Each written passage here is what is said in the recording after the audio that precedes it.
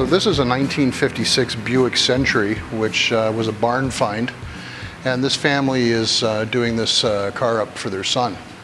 So we've started with metal fabrication. The floors were completely rotted through.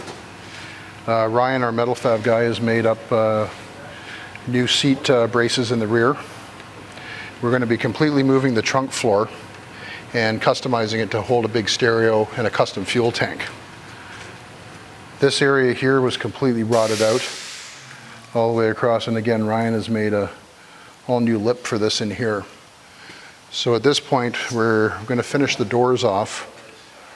We will pull the engine out of the engine bay, and then we'll completely smooth out the firewall, all the because everything's going to change. We'll have all Corvette braking system in it, so we'll end up covering up all those big spots that are there. The old heater locations will be changed and everything, so we'll smooth all that look out. Once that's done, we'll finish blasting the rest of the body shell, and then at that point we'll get the primer on it and start working on the bodywork. This will be considered what they call a resto mod, which is it's the old body shell with all new components underneath. This will have a 500 horse small block Chevy with an automatic with an overdrive. Custom stereo.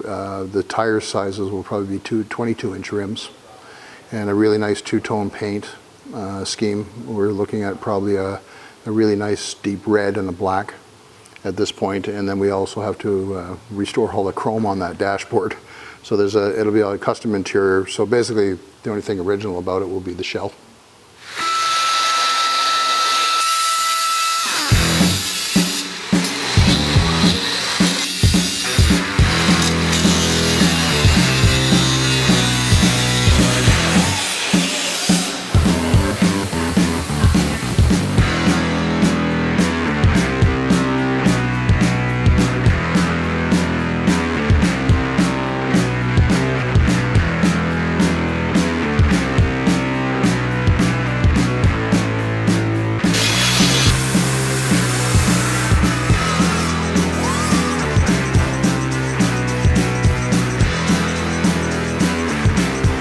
A 64 Lincoln, and we just finished a 430 motor on it.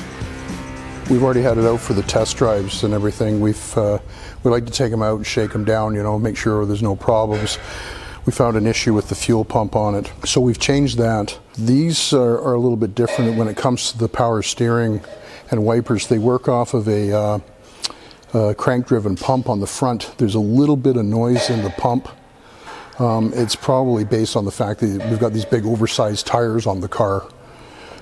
So you're getting a little bit of a chatter at low speed. Of course, there's no pumps around, so we're trying to find another pump for him, but we should be out of here in the next couple of days with that car. We've just finished doing a motor on it. It's a 430, which is becoming a almost obsolete engine. It was called a 430 MEL, and the MEL stood for Mercury Edsel Lincoln, and they're a little bit unique. They're getting very, very hard to find parts for. It took us a fair bit of time to get everything gathered for this one. We even had to have the bearings made out in California and shipped back in. It's a nice old car. This fellow that owns it, he's obviously got a little bit of a different style to it. He's got it nicely lowered down with the big hoops on it, but these cars are getting rarer and rarer, so it's got a great stance to it. Really love the look of the car. We're going to tweak a couple other things for him. The power steering pump's wearing out a little bit. They're getting hard to find, so we're trying to find him some parts for that.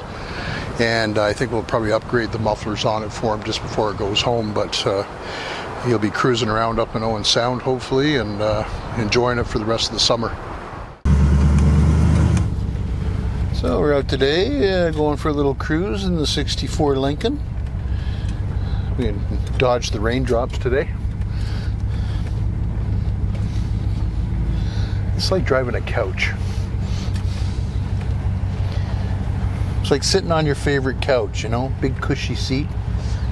You just kind of cruise along.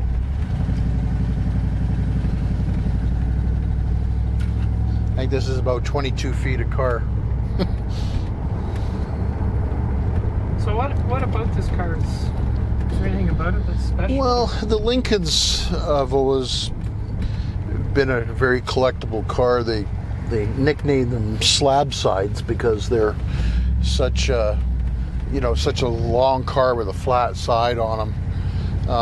They're quite popular with different groups of people. People like the traditional ones, but there's a lot of people that like these for customizing them with the big rims and lowering them down, and there's a lot of nice ones out there that have had a lot of different work done to them. And